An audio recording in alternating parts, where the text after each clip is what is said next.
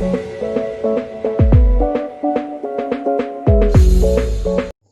Student, नमस्कार। MK mathematics में आपका स्वागत है। आज की इस वीडियो में हम पढ़ने वाले हैं अध्याय 8, जिसका नाम है त्रिकोणमिति। चलिए जानते हैं त्रिकोणमिति। सबसे पहले त्रिकोणमिति को अंग्रेजी में हम बोलते हैं ट्रिग्नोमेट्री। क्या बोलते हैं? ट्रिग्नोमेट्री। अंग्रेजी में क्या बोलते हैं? ट्रिग्नोमेट्री। यह है कहाँ का शब्द है? ग्रीक भाषा का। कहाँ का? ग्रीक भाषा का शब्द है। यह ग्रीक भाषा का शब्द है। चलिए जानते हैं त्रिकोणमिति। त्रिकोणमिति सबसे पहले 3 शब्दों से मिलकर बना है। कितने शब्दों से? 3 शब्दों से मिलकर बना है। त्रिकोणमिति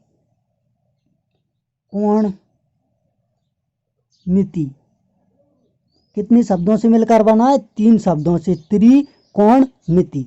चलिए जानते हैं इनका मतलब क्या होता है। त्रि का मतलब होता है 3, कोण का मतलब होता है कोण, और मिति का मतलब होता है माप। त्रि का मतलब होता है 3 और कोण का मतलब होता है कोण, मिति का मतलब होता है माप। त्रिकोणमिति ऐसी आकृति जहां पर 3 कोणों की माप की बात की जाए उसे हम त्रिकोणमिति कहते हैं। 3 कोणों की माप की बात कहां पर की जाती है? 3 कोणों की माप की बात त्रिभुज में की जाती है। त्रिभुज की आकृति देख लेते हैं। त्रिभुज की आकृति देख लेते हैं।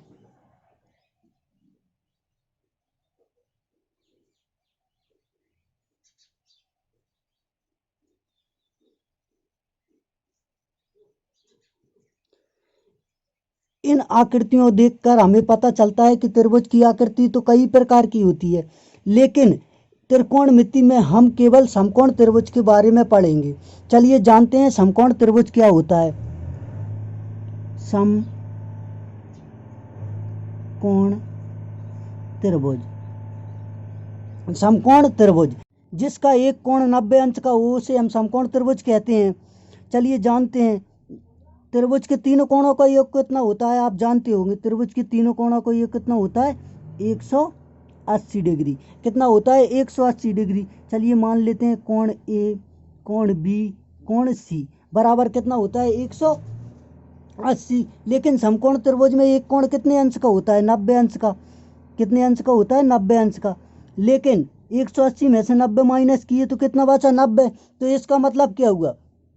2 कोण कितने अंश के बचे? 90 से कम के या बराबर के।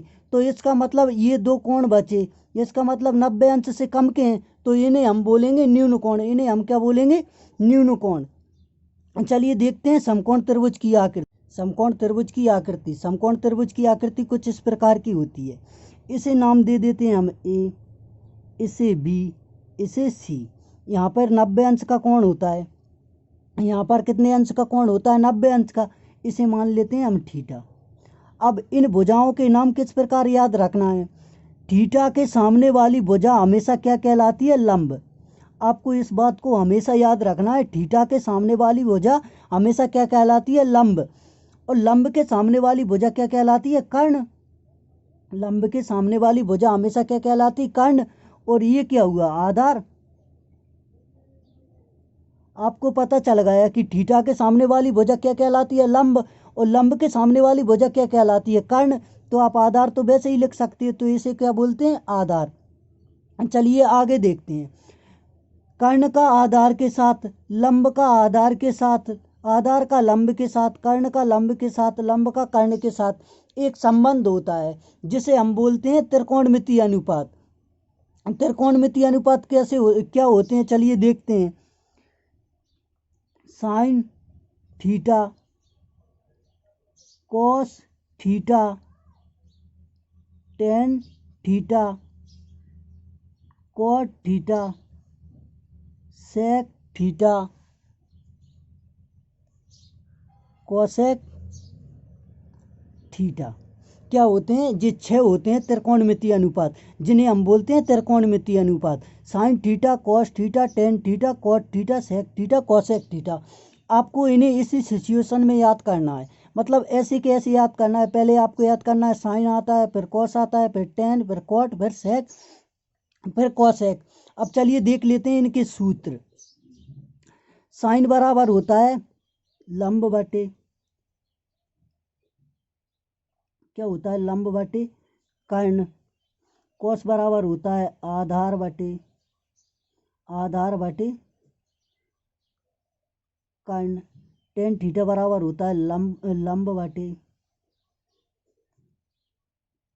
आधार, लंब बटे आधार। कॉट थीटा बराबर होता है आधार बटे लंब, आधार बटे लंब। सेक थीटा बराबर होता है कर्ण बटे आधार, सेक थीटा बराबर होता है कर्ण बटे आधार। और कोसेक थीटा बराबर होता है कर्ण बटे लंब। क्या होता है? कर्ण बटे लंब, सॉरी कर्ण बटे लंब। ये जो 6 सूत्र होते हैं, अब इन सूत्रों को याद कैसे करना है, चलिए वो देख लेते हैं। इन सूत्रों को याद कैसे करना है, चलिए वो देख लेते हैं। आपको एक चीज याद रखना है, लाल बटे कक्का। क्या याद रखना है? लाल बटे कक्का। अब देख लेते हैं इनसे कैसे याद करना है। इससे निकलता है काय का? साइन का, साइन थीटा का। इसके बाद क्या आता है? कॉस थीटा, तो कॉस थीटा का। इससे टेन थीटा का। देखिए साइन थीटा बराबर क्या होता है? लंब बटे कर्ण। तो एल से क्या होता है? लंब, और के से कर्ण, तो साइन थीटा निकल आएगा लंब बटे कर्ण।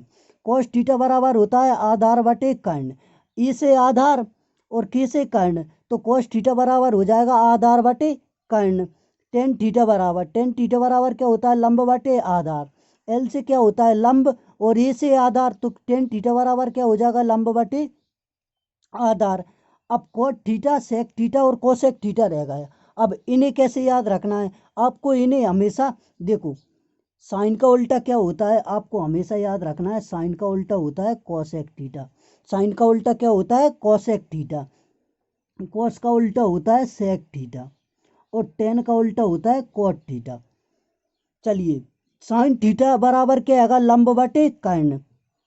क्या आएगा? लंब बटे कर्ण, लंब बटे कर्ण हैगा। तो कोसेक थीटा क्या हो जाएगा? कर्ण बटे लंब, क्योंकि साइन थीटा का उल्टा कोसेक थीटा होता है।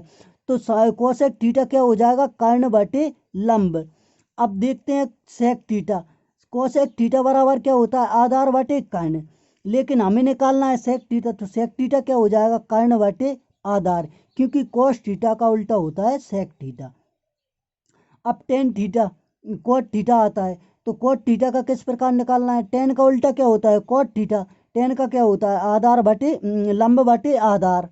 और कोट थीटा क्या हो जाएगा? आधार बटे लंब, क्योंकि टेन थीटा का उल्टा होता है कोट थीटा। चलिए कुछ और सूत्र देखते हैं। साइन थीटा, साइन थीटा का उल्टा क्या होता है? कोसेक कोस, तो कोस साइन थीटा बराबर हो जाएगा कोसेक थीटा। क्या हो जाएगा? Cosec theta. Cos theta, cos theta बराबर, कोस थीटा बराबर हो जाएगा 1 सेक थीटा। और टेन थीटा बराबर क्या हो जाएगा? 1 कोट थीटा। कोसेक थीटा बराबर क्या हो जाएगा? Cosec theta. कोसेक थीटा बराबर हो जाएगा 1 साइन थीटा। और कोस थीटा बराबर सेक थीटा बराबर होता है 1 सेक थीटा। 1 क्या होता है? Cos theta, sorry sec theta बराबर होता है 1 कॉस थीटा। और कोट थीटा बराबर 1 टेन थीटा, 1 थीटा। चलिए अब इनको आपको याद किस प्रकार से करना है? आपको याद करना है साइन का उल्टा क्या होता है? कोसेक। तो साइन थीटा बराबर हो जाएगा 1 कोसेक थीटा। अब कोस का उल्टा क्या होता है? Sec theta. तो कोस थीटा बराबर हो जाएगा 1 सेक थीटा। टेन थीटा बराबर 1 कोट थीटा, क्योंकि टेन का उल्टा क्या होता है? कोट। चलिए आगे देखते हैं कोसेक थीटा, क्योंकि साइन का उल्टा कोस होता है, तो कोस का उल्टा, कोसेक का उल्टा क्या होगा? Sine theta. तो कोसेक थीटा बराबर क्या हो जाएगा? 1 sine theta.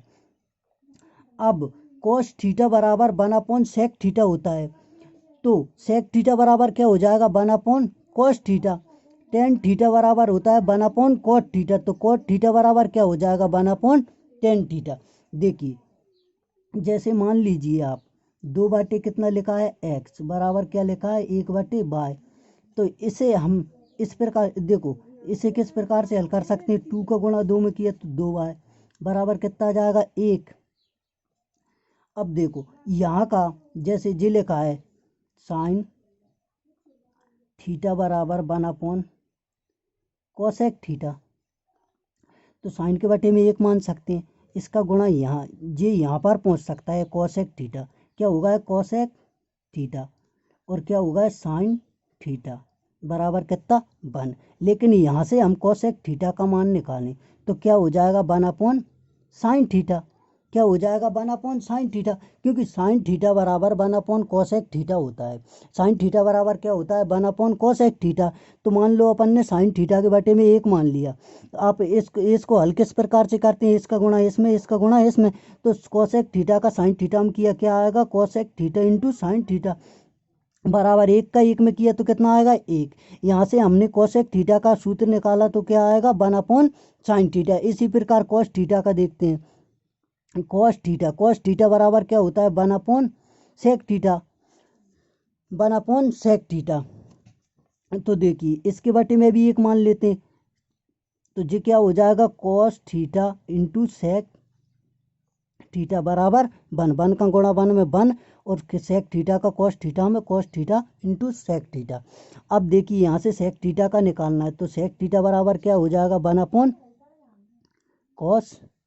1/cos theta, 1/cos theta.